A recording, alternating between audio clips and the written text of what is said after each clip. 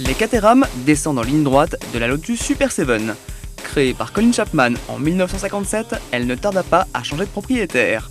En 1973, la société anglaise Caterham acheta les droits de production et de distribution de la fameuse voiture de sport britannique. Aujourd'hui, la tradition persiste. 44 ans après son lancement, la Super 7 demeure une super sportive destinée aux puristes. La Caterham a conservé sa magie et son poids plume de 500 kg.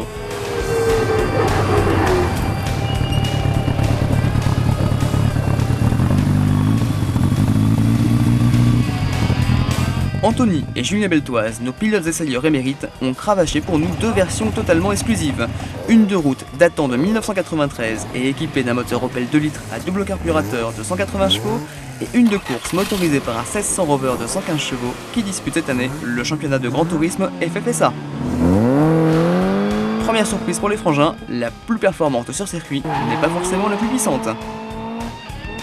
La 1600 course est vraiment typée course avec une rigidité qui n'a rien à voir avec celle de route, aussi des pneus qui ont un meilleur agrément sur circuit et un freinage tout aussi efficace par rapport à celle de route, ce qui fait que c'est sûr, celle de route est très amusante, on perd de la motricité, on est en travers partout, mais autant autour, alors qu'elle a un moteur moins performant, celle de course est beaucoup plus sympa à conduire sur un circuit.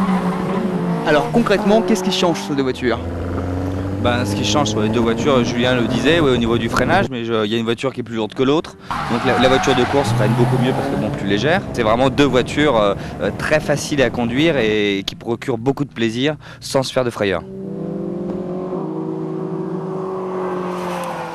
Voiture de course contre voiture de route, n'est-ce pas incomparable ? Si, on peut les comparer, c'est le même concept.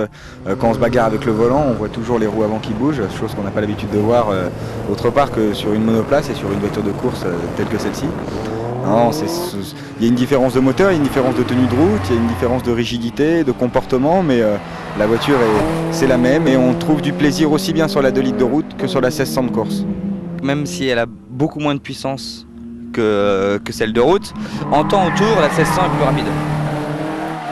Déjà, on est dans un habitacle complètement dépouillé dans les deux voitures, avec une multitude de petits boutons qui fait penser vraiment à une voiture de course. La boîte a un débattement très très court, elle est aussi elle a des rapports très rapprochés.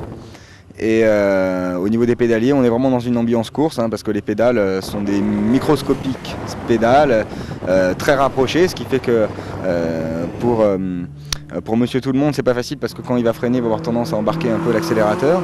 Mais pour une utilisation sur circuit et pour un passionné de conduite sportive, ça procure une réelle facilité pour faire le talon de pointe et il faut bien s'amuser avec ce genre de voiture, surtout que vu que ce sont des propulsions, qu'on a tendance à attaquer un petit peu. Quand passe le rapport, quand en rétrograde, on a tendance à bloquer les roues arrière.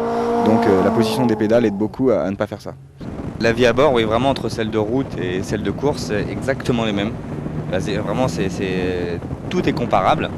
La seule chose, peut-être au niveau de celle de course, il y a un peu plus de voyants au tableau de bord, mais ce qui est normal parce qu'il y a plus en course, on a peut-être plus de choses à contrôler, étant donné que le moteur est poussé dans ses dernières limites.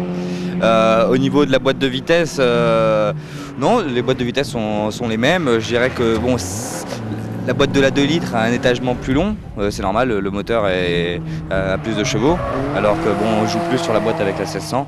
Mais vraiment au niveau des ambiances à bord, ce sont vraiment les deux mêmes voitures. Donc vous avez aussi également essayé une autre Caterham qui court dans un tout nouveau championnat en Angleterre, c'est l'Eurocup. Est-ce qu'il y a vraiment des grosses différences entre ces trois voitures que vous avez essayées ? Oui, celle-ci a une différence notable par rapport aux autres. Déjà, c'est sa puissance qui fait 200 chevaux et la puissance passe bien puisque c'est la seule voiture qui est équipée d'un autobloquant que n'ont pas les autres. Et donc, ce qui fait que la motricité est quand même mieux gérée. Donc, c'est plus difficile elle est plus facile à passer la puissance, mais la voiture est un peu plus fine à conduire puisque quand l'arrière part, c'est les deux roues arrière et pas seulement une qui patinent. Sinon, la grosse différence vraiment, c'est la conduite à droite aussi. Qui n'est pas facile au premier abord, mais bon, c'est une voiture tout aussi sympathique et très performante grâce à l'autobloquant. On retrouve un petit peu les mêmes ambiances à bord que les deux autres, hormis le fait d'avoir la position de conduite à droite et puis surtout le levier de vitesse à gauche. Moi j'avais quelques crampes à la fin au bras gauche, j'étais pas habitué, surtout que le levier était pas facile, c'était pas facile de faire rétrograder de 3e en 2e. Mais sinon, c'est vrai que c'est une voiture beaucoup plus typée course, c'est-à-dire beaucoup plus rigide, beaucoup plus vive. Donc c'est vrai qu'il demande un pilotage beaucoup plus fin. On exagère quand même beaucoup moins son pilotage, il faut être très précis, très concentré. C'est vraiment beaucoup plus une voiture de course et rien qu'on le sent au moteur, au frein, à la tenue de route, c'est quand même beaucoup plus adapté et je pense qu'on n'a pas fait de chrono malheureusement, mais il y a une très grosse différence entre la 1600 de course et la voiture anglaise. Question rituelle, à quelle voiture pourrait-on les comparer? J'ai pas de référence précise parce que si cette voiture marche depuis si longtemps, c'est qu'elle n'a pas vraiment de concurrence et on n'a pas essayé dans Autolive des voitures qui se rapprochent de ça au niveau conceptuel. Maintenant, tout ce qui est Donkervoort qui s'inspire donc des Caterham et des Lotus Super 7 sont des voitures comparables mais ça reste vraiment dans la même lignée. Elle est vraiment unique dans une catégorie unique et c'est vrai que j'ai jamais eu l'occasion de comparer ses rivales directes, c'est-à-dire Donkervoort et autres. Mais c'est sûr, pour moi, j'aime beaucoup ce concept de voiture, d'être la tête dehors. Moi je me vois bien vraiment l'été avec ça. Si on a envie d'attaquer sur les petites routes, on va faire beaucoup de plaisir. Si on a envie de rouler cool, on peut rouler cool.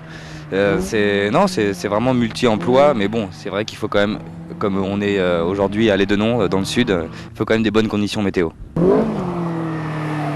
Position de conduite et répartition des masses sont-elles toujours d'actualité? On a une position qui est très allongée, avec très serrée, presque dans un baquet, et d'ailleurs celle de course nécessite un baquet pour la conduire. Mais moi j'ai pas réellement vu qu'on était sur un circuit. Si on la conduit sur la route, à mon avis on aura cette impression de vitesse amplifiée et d'être au ras du sol et presque le cul par terre entre guillemets. Maintenant sur la route ça nous donnera certainement cette impression. La répartition des masses je pense est très bien faite. Le seul petit reproche, je dirais qu'elle est un peu trop survireuse en entrée de virage, c'est à dire qu'on a le pied sur le frein. Donc la voiture se déleste beaucoup de l'arrière, bon, parce que le moteur est à l'avant. Il y a vraiment que les roues arrière et le poids du pilote qui est sur la partie arrière de la voiture. Donc c'est vrai qu'en entrée de courbe, elle est un peu survireuse. Mais comme je te disais, elle est tellement facile et elle téléphone tellement bien sa réaction qu'au bout de 2-3 passages, après c'est un vrai régal, quoi. On s'amuse, c'est un jouet. Et bien Anthony, Julien, merci beaucoup pour l'essai. Et puis on vous dit au prochain numéro d'Autolive. À bientôt. À bientôt, salut.